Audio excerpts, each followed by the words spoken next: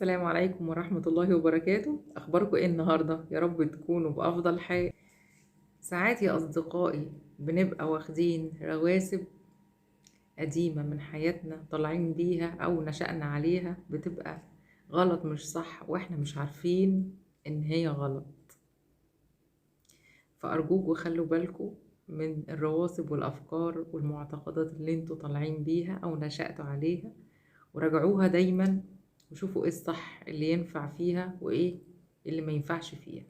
وكل زمان وكل وقت وله أفعاله وتصرفاته وكلامه. يعني مثلا لو أهل الزوجة أو أهل الزوج جم وادوهم نصيحة، قالوا لهم ايه؟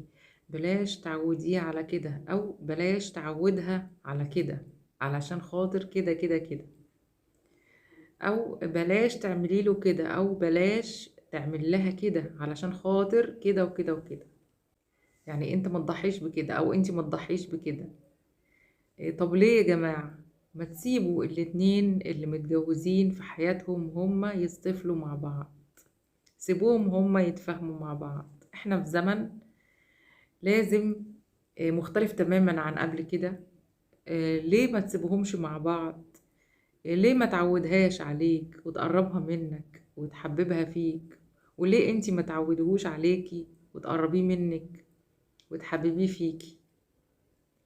وليه انه دايما يبقى فيه حتة انه لازم نمشي بدماغ غيرنا؟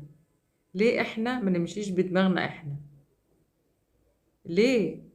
خلوا الناس مع بعض تصطفل، خلوا الاتنين اللي متزوجين مع بعض يصطفلوا مع بعض ويفكروا مع بعض. ليه دايما يكون في حد آه، راكب على دماغ واحد من الاتنين ودايما يديله النصايح ما تنفعش نهائي؟ لان اللي بيحصل معاه او اللي حصل معاه ما ينفعش يتطبق في بيت اي حد تاني.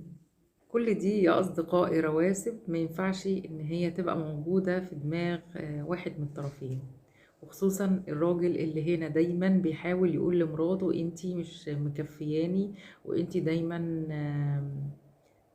مش الأفضل، وانتي دايما لازم تبذلي مجهود عليا وتجري ورايا وتديني أكتر وتحسسيني بقيمتي أكتر.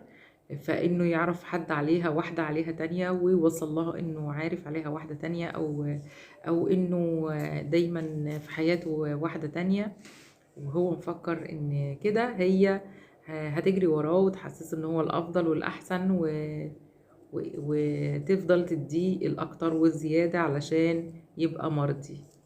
كل دي رواسب غلط وتصرفات غلط ممكن تخرب بيوت، ومعتقدات كلها غلط، وثقافات طبعا تودي في 60 داهية.